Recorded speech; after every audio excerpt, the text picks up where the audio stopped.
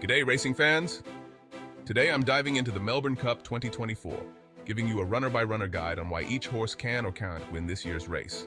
Strap in, it's going to be a wild ride. First up, let's talk about the favorites. Vauban, trained by Willie Mullins, is back for redemption after last year's disappointment.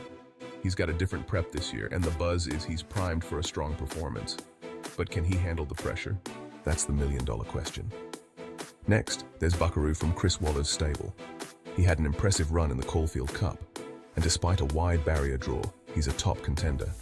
However, the 3,200 M distance might be a challenge for him. Circle of Fire, the Sydney Cup winner, is another name to watch.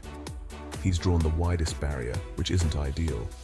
His recent form hasn't been great, but his pedigree suggests he could pull off a surprise. And then there's Warp Speed.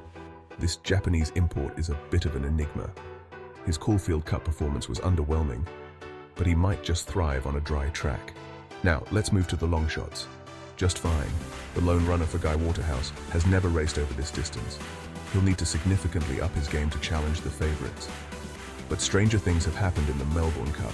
Then there's Land Legend, stablemate to Buckaroo. With jockey Zach Purton on board, he's got some solid form and could surprise us all.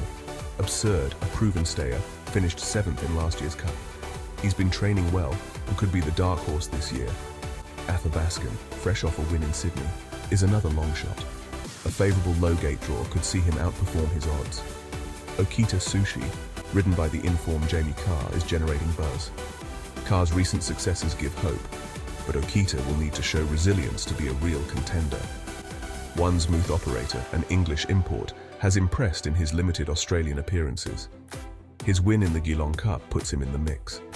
Zardozi, after a 5th place finish in the Empire Rose Stakes, faces a big step up in distance. She'll need to prove her stamina here.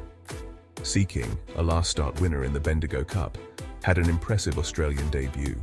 If he can replicate that performance, he could be a contender.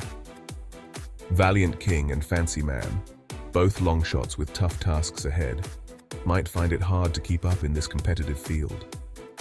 Interpretation, 6th in last year's Cup, hasn't recaptured his form, and Manzois, despite early promise, has struggled recently. Mostly Cloudy, a genuine stayer, offers value for bettors willing to overlook his recent flop. Positivity, known for her front-running style, might struggle from a wide barrier. St. George, a lightly raced import, could be a sleeper pick at long odds. The map needs to find form after a string of disappointing results, while Trust in You appears outclassed in this field. So, there you have it. The Melbourne Cup 2024 promises a thrilling race filled with surprises and memorable moments. Whether you're backing a favourite or a long shot, it's going to be a spectacle you won't want to miss. Thanks for tuning in, and may the best horse wins.